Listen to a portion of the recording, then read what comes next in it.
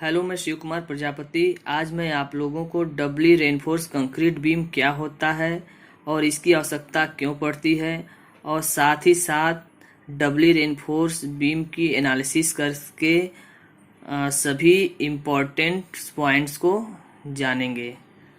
ठीक है, चलिए स्टार्ट करते हैं। यह है बीम का cross section. Breadth of beam है, डेप्थ ऑफ बीम है। ये न्यूट्रल एक्सिस है। न्यूट्रल एक्सिस के ऊपर का जोन होता है उसको कंप्रेसिव जोन बोलते हैं। नीचे का जो जोन होता है न्यूट्रल एक्सिस के उसको टेंसाइल जोन बोलते हैं। टेंसाइल जोन में स्टील प्रोवाइड की जाती है। यदि ओनली टेंसाइल जोन में स्टील प्रोवाइड की जाती है तो इसको सिंगली रेनफोर्स बीम कहेंगे। जब टेंसाइल जोन और कंप्रेसिव जोन दोनों में स्टील प्रोवाइड की जाती है तो इसको डबली रेनफोर्स सेक्शन या बीम कहते हैं, बीम सेक्शन कहते हैं। ये हमारा सेक्शन है सिंगली रेनफोर्स बीम का, इसको एनालिसिस करते हैं और डबली की आवश्यकता क्यों पड़ती है जानते हैं। देखिए, बीम सेक्शन पे आने वाला फैक्टर या डिजाइन मोमेंट जो है एमयू है, और बीम का इंटरनल रेजिस्टेंस बेंडिंग मोमेंट जो बीम द्वारा इंटरनल रेजिस्टेंस बेंडिंग मोमेंट लगाया जा रहा है वह एमयू लिमिटिंग है। जब MU equal to MU limiting के होगा, ठीक है, तो हम सिंगली रेनफोर्स डिजाइन करेंगे। और जब MU is less than MU limiting के होगा तो भी हम सिंगली रेनफोर्स बीम डिजाइन करेंगे। लेकिन जब MU is greater than MU limiting के हो जाता है तो हमको दो चीज़ों पर विचार करना पड़ता है। कितना हमारा एक्स्ट्रा बेंडिंग मोमेंट आ रहा है पहले ये जान लेते हैं। तो एमयू माइनस एमयू लिमिटिंग बराबर मान लीजिए एमयू2, यानी इस एक्स्ट्रा बेंडिंग मोमेंट के लिए हम बीम के सेक्शन की डिजाइन में चेंजेस करेंगे। तो फर्स्ट ऑफ ऑल हम बीम की साइज को बढ़ा सकते हैं। तो हमारा बीम क्या होगा, एमयू2 को बियर कर जाएगा। लेकिन बीम की साइज को बढ़ाना उत्तम नहीं होता है, संभव नहीं होता है। तो एमयू2 को बियर करने के लिए हम बॉटम पे एक्स्ट्रा स्टील देते हैं। यानी मान लीजिए हम यहाँ पे एक्स्ट्रा स्टील दे दिए। अब यह स्टील जो हम दिए हैं यह एमयू2 को बियर कर जाएगा। लेकिन एक्स्ट्रा स्टील की वजह से हमारा जो बीम सेक्शन है ओवर रेनफोर्स हो गया। तो ओवर रेनफोर्स को बैलेंस करने के लिए हमको टॉप पे भी क्या करना पड़ेगा, स्टील प्रोवाइड करना पड़ेगा। अब देखिए, बॉटम पे भी स्टील प्रोवाइड हो गया और टॉप पे भी प्रोवाइड हो गया। तो हमारा सिंगली रेनफोर्स बीम कैसा हो गया, डबली रेनफोर्स बीम में कन्वर्ट हो गया। ठीक है, देखिए यहाँ फिगर बनाए हैं, इस चीज को समझ लेते हैं। यदि MU is greater than MU limiting तब AST2 यूज होगा। ये देखिए यहाँ पे जो स्टील प्रोवाइड किया है इसका जो है एरिया ASC हो जाएगा। यहाँ पे जो बैलेंस के केस में था स्टील, इसको AST1 कहेंगे। और जो एक्स्ट्रा स्टील यहाँ पे दिए थे इसको AST2 कहेंगे। AST2 हमारा क्यों है भाई, AST2 हम जो है एमयू2 के लिए प्रोवाइड किए हैं। एमयू फोर्स हमारा आया था बेंडिंग मोमेंट, और बीम ने कितना बियर किया था, बीम ने इंटरनल रेजिस्टेंस बेंडिंग मोमेंट कितना लगाया था, एमयू लिमिटिंग लगाया था। तो एक्स्ट्रा हमारा कितना बचेगा, ये बचेगा। इसके लिए हमने क्या किया है, यहाँ पर स्टील प्रोवाइड किया तो इसको AST2 कहेंगे। ठीक है, AST2 देखिए यहाँ पे, यदि MU is greater than MU limiting तब AST2 यूज होगा। यदि AST2 की वजह से सेक्शन ओवर रेनफोर्स होने जा रहा है तो ओवर रेनफोर्स से बचाने के लिए कंप्रेसिव जोन में SC प्रोवाइड करना होगा। अच्छा, इस सेक्शन को हम इस तरीके से भी बना सकते हैं। ये पूरा सेक्शन जो दिया है, यह जो रेड वाला देख रहे हैं ना भाग, ये रेड स्टील जो प्रोवाइड किया गया है, इसको हम मिला सकते हैं यहाँ पे, इन दोनों को एक साथ ले सकते हैं। ठीक है, देखिए यहाँ पे बनाए फिगर है ना। इसको एनालिसिस करने के लिए हमको ऐसा करना पड़ेगा। तो देखिए यहाँ पर पूरा जो है एरिया आ जाएगा, यहाँ नीचे टेंसाइल एरिया AST, तो AST बराबर क्या हो जाएगा, AST1 प्लस AST2। और जो यहाँ पे सरिया प्रोवाइड किया गया है, ये हमारा सरिया ASC है। क्या है, ASC। यह इस सरिया के सेंटर से बीम के टॉप तक की जो डिस्टेंस है D' है, ये कैपिटल D ओवरऑल डेप्थ है, और जो है इफेक्टिव डेप्थ है हमारा। अब देखिए इस सेक्शन को हमको दो पार्ट में तोड़ना होगा। ठीक है, तो देखिए इसको हमने इस तरीके से तोड़ लिया है, तो यहाँ पे होल्स आएंगे। ऊपर जो स्टील प्रोवाइड था, इसकी जगह क्या बचेगा, होल्स बचेगा, और यह स्टील उठ के चला जाएगा यहाँ पर।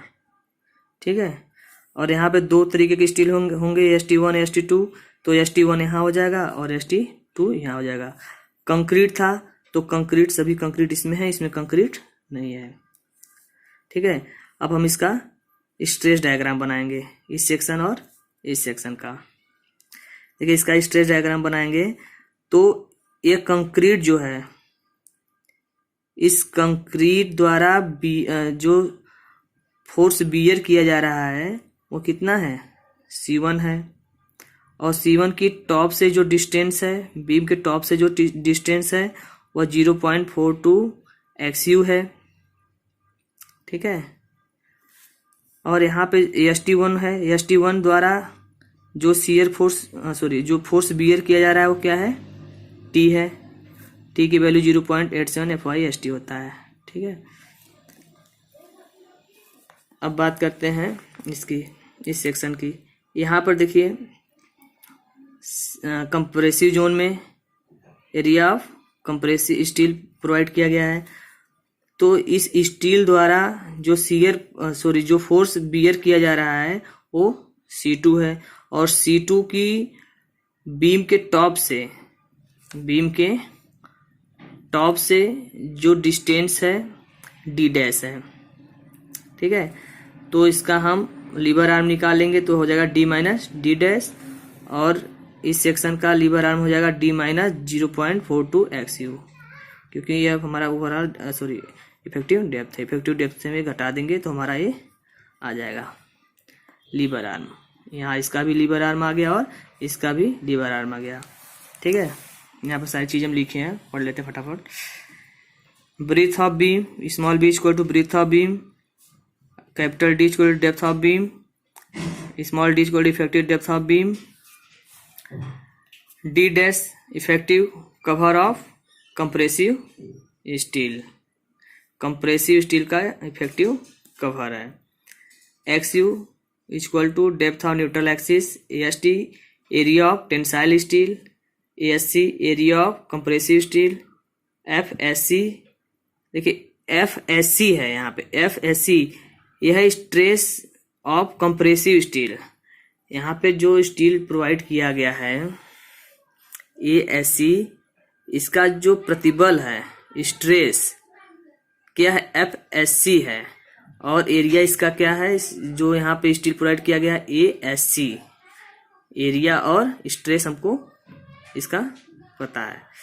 और यहाँ पे जो होल्स है, देखिए FCC stress due to hole, FCC जो है होल्स द्वारा जो स्ट्रेस आया है वह है। ठीक है, और एरिया क्या हो जाएगा, होल्स का एरिया हमारा स्टील का जो एरिया है वही होगा, लेकिन इस होल्स पे जो स्ट्रेस आएगा, इस होल्स की वजह से जो स्ट्रेस आएगा उसको हम FCC कहेंगे। और यहाँ पे कंप्रेसिव स्टील की वजह से स्ट्रेस आएगा, ठीक है, वह हमारा FSC कहलाएगा। ठीक है, इसका एरिया और इसका एरिया दोनों का बराबर है, स्ट्रेस अलग अलग है। एम यू इक्वल टू क्या है, design of factor bending moment, जानते ही हैं। एम यू लिमिटिंग क्या है, resistance bending moment by section 1, section 1 द्वारा लिया गया बेंडिंग मोमेंट है। एम यू टू क्या है, resistance bending moment by section 2, section 2 द्वारा लिया गया बेंडिंग मोमेंट है ना। यहाँ पे एम यू टू है, सेक्शन 1 द्वारा ये बेंडिंग मोमेंट रेजिस्टेंस किया गया है, और सेक्शन 2 द्वारा एम यू टू लिया गया है। ठीक है, अब हम जान लेते हैं डेप्थ ऑफ न्यूट्रल एक्सिस। इस एक्स यहाँ पे एक्स यू की वैल्यू निकालेंगे।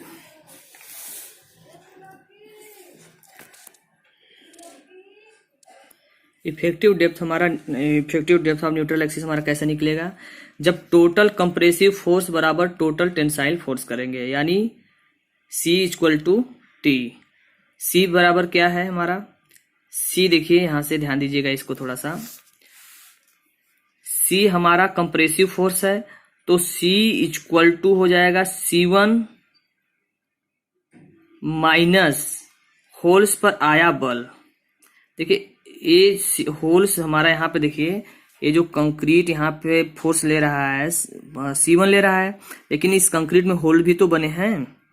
तो कंक्रीट द्वारा लिया गया फोर्स, कंक्रीट ब्लॉक द्वारा लिया गया फोर्स में से हम क्या करेंगे, होल्स पर आया फोर्स क्या करेंगे, घटा देंगे।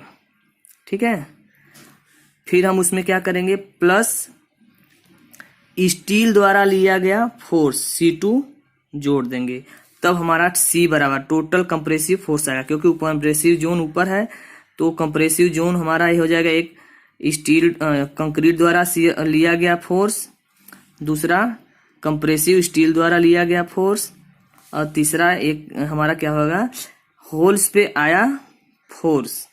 तो होल्स पे आया फोर्स हम क्या करेंगे, कंक्रीट पे आया फोर्स में से घटा देंगे। ठीक है, तो देखिए हम लिखे यहाँ पे C1 माइनस होल्स पे आया फोर्स प्लस C2। ठीक है, तो C1 की वैल्यू हम जानते हैं, C1 बड़ा होता है कंक्रीट केस में 0.36 FCK x इंटू बी।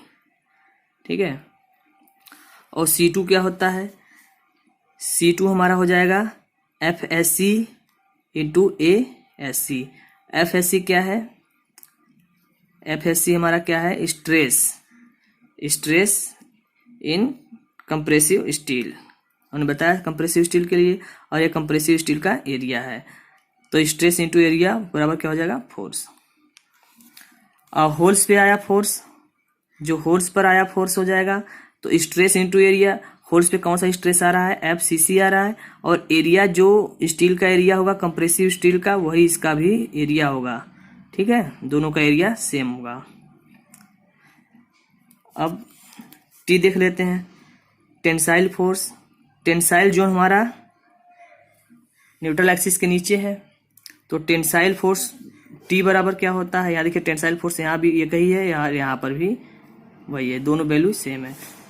ठीक है, तो टेंसाइल फोर्स क्या हो जाएगा, टोटल टेंसाइल फोर्स 0.87 FIAST। ठीक है, तो हम क्या करेंगे, C बराबर T कर देंगे, टोटल कंप्रेसिव फोर्स बराबर टोटल टेंसाइल फोर्स। देखिए हमने कर दिया है यहाँ पे 0.36 FCK x into B minus holes पर आया फोर्स घटा दिए हैं। ठीक है, कंक्रीट में से FCC इंटू ASC, ये फोर्स हमने घटा दिया, ये फोर्स है हमारा, प्लस कंप्रेसिव स्टील पे आया फोर्स FSC इंटू ASC बराबर टेंसाइल स्टील पे आया फोर्स 0.87 FIAST। अब हम यहाँ फिर इसको सॉल्व कर लेंगे। यहाँ से देखिए हम ASC कामा ले लेंगे। ठीक है, तो यहाँ हो जाएगा 0.36 FCK x into B plus AC comma ले लिए, तो हो जाएगा FSC minus FCC equal to 0.87 FIAST। ठीक है, तो हम यहाँ से 0.36 FCK x इंटू बी इसको इस साइड भेज दिए हैं, पंचांतर कर दिए हैं 0.7 FIAST माइनस ASC ब्रैकेट में FSC माइनस FCC। यहाँ XU की वैल्यू हमको निकल जाएगी। XU इक्वल टू क्या हो जाएगा 0.87 FIAST माइनस ASC ब्रैकेट में FSC माइनस FCC बटा के 0.36 FCK इंटू B। ये हमारा निकल गया डेप्थ ऑफ न्यूट्रल एक्सिस। अब हम डबली रेनफोर्स बीम का फैक्टर या डिजाइन मोमेंट निकालेंगे। ठीक है, तो फैक्टर डिजाइन मोमेंट EMU की वैल्यू निकालेंगे। EMU इक्वल टू हमारा क्या हो जाएगा, EMU लिमिटिंग प्लस EMU2। ठीक है, यह कंक्रीट के लिए है EMU लिमिटिंग, और EMU2 की आवश्यकता कब पड़ी, जब हम एक्स्ट्रा स्टील दिए हैं यहाँ पे। ठीक है, इसके लिए यहाँ पे एक्स्ट्रा स्टील दिए थे ST2 को कंपेयर के लिए SC डाले, तो हमारा एक्स्ट्रा स्टील यहाँ पे ST2 के लिए। ठीक है, देखिए यहाँ पे moment of resistance of doubly reinforced beam, EMU equal to क्या हो जाएगा, EMU लिमिटिंग प्लस EMU2। अब यहाँ EMU2 जो है यह कंक्रीट के लिए है। ठीक है, जो इसको ध्यान दीजिएगा, ये कंक्रीट जो है, कंक्रीट में हम होल्स भी है, कंक्रीट में होल्स भी है, तो हम उसमें कंक्रीट में से इसको घटाएंगे, इस बेंडिंग मोमेंट को, कंक्रीट के होल्स का बेंडिंग मोमेंट घटाएंगे भी। तो देखिए EMU लिमिटिंग क्या होता है कंक्रीट के केस में, C1 इंटू लीवर आर्म। अब होल्स जो किए हैं उसकी वजह से जो बेंडिंग मोमेंट आएगा उसमें घटा लेंगे, तो माइनस FCC इंटू AC, और उसका लीवर आर्म जानते ही हैं D माइनस D डैश हो जाएगा। ठीक है, तो यहाँ पर C1 की वैल्यू रख देंगे 0.36 FCK x into B, lever arm होता है D माइनस 0.42 XU, और यहाँ पे माइनस FCC गुणे ASC, अब इसका lever arm D minus D dash. इसको समझ में आ रहा है ना, D माइनस D डैश। इसको देखिए यहाँ से, ये जो यहाँ पे C1 फोर्स आया है, C1 फोर्स के लिए अगर हम निकालते हैं लीवर आर्म तो D माइनस 0.42 XU होगा, लेकिन C2 के लिए, और C2 और होल्स ये दोनों के लिए जो लीवर आर्म हो जाएगा D माइनस D डैश हो जाएगा। ठीक है,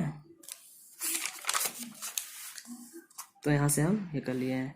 अब EMU2 किसके लिए भाई, एक हमारा स्टील के लिए है, तो हो जाएगा FSC into ASC compressive steel के लिए। ये कंप्रेसिव स्टील का एरिया है, ये स्टील पे आया स्ट्रेस है, और D माइनस D डैश हो जाएगा।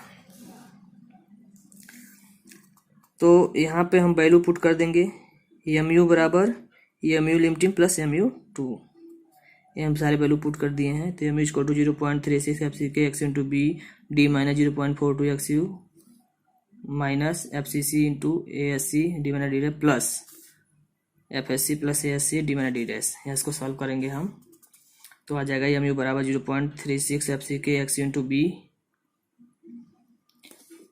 D minus 0.42 XU plus ASC, यहाँ से कॉमन ले लिए हैं, ASC कॉमन ले लेंगे तो हो जाएगा FSC into FCC D minus D dash, और D माइनस D डैश को भी कॉमन ले लिए हैं। यदि होल्स एरिया पर विचार न किया जाए, अगर होल्स एरिया पर विचार न किया जाए, इस पर FCC पे स्ट्रेस है, तो यहाँ पे स्ट्रेस भी निकालना पड़ेगा हमको।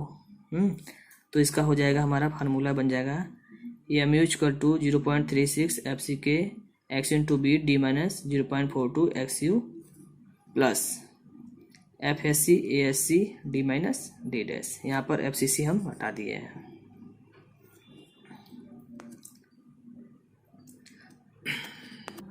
अब हम स्ट्रेस ऑफ कंप्रेसिव स्टील देखेंगे। स्ट्रेस ऑफ कंप्रेसिव स्टील होता है, यह दो चीज़ों पर डिपेंड करता है, एक D डैश बाई D के रेशियो पर, और एक स्टील पे। ठीक है, D बाई D डैश का रेशियो देखिए 0.05, 0.10, 0.15, 0.20, और Fe हमारा 250, 415 और 500। तो यह हमारा D डैश क्या है, effective cover of compressive steel, और ये कैपिटल D क्या है, इफेक्टिव डेप्थ ऑफ बीम। ये सबका रेशियो दिया है 250 के लिए। देखिए अगर हमारा इस D डैश बाई D का रेशियो 0.05 होगा तो 217 होगा, और इसके लिए भी 217, या फिर 415 के लिए 335, 353, 342, 329। Fe 500 के लिए 424, 412, 395, 270। ठीक है, यहाँ देख लीजिए टिप्पणी में डी डैश बाई डी के मध्य के मान के लिए अगला उच्च मान लिया जा सकता है। ठीक है, यहाँ डी डैश जानते ही हैं compressive steel of effective cover, और डी क्या है, सेक्शन का इफेक्टिव डेप्थ है। अब हम निकालेंगे area of tensile steel, AST की वैल्यू निकालेंगे, टोटल AST निकालेंगे। ठीक है, WRCC बीम सेक्शन का जो ब्रीथ डेप्थ, ये हमको क्या होता है, अगर हम डिजाइन करते हैं डब्ल्यू रेनफोर्स सेक्शन तो उसका ब्रीथ डेप्थ पहले से ही पता होता है, निर्धारित होता है। स्ट्रेस और लोड व्यवस्था या मैक्सिमम मूवमेंट भी दिए रहते हैं। अब हमको क्या करना पड़ता है, टेंसाइल और कंप्रेसिव स्टील निकालनी पड़ती है। तो हमें जानते हैं MU बराबर MU लिमिटिंग प्लस MU2 होता है, MU2 बराबर MU माइनस MU लिमिटिंग हो जाएगा। तो यहाँ से हम MU की वैल्यू निकाल लेंगे स्टील केस में, जब हम सेक्शन को क्या मानेंगे, सिंगल रेनफोर्स मानेंगे, सिंगल ही रेनफोर्स मानेंगे। तो सिंगल ही रेनफोर्स के लिए आप लोग जानते हैं सूत्र होता है MU लिमिटिंग का 0.87 FY AST। AST हमारा सिंगल ही रेनफोर्स के लिए प्रोवाइड किया गया है। देखिए यहाँ से इसको, अब हमारा ये सेक्शन क्या है, सिंगल ही रेनफोर्स मान लीजिए इसको। यहाँ पे होल्स है, इस होल्स को केयर मत करिए, यहाँ पे स्टील है, यहाँ पे स्टील है, और ऊपर पूरा कंक्रीट है। तो सिंगल ही रेनफोर्स के लिए AST1 की वैल्यू निकाल लेंगे। ठीक है,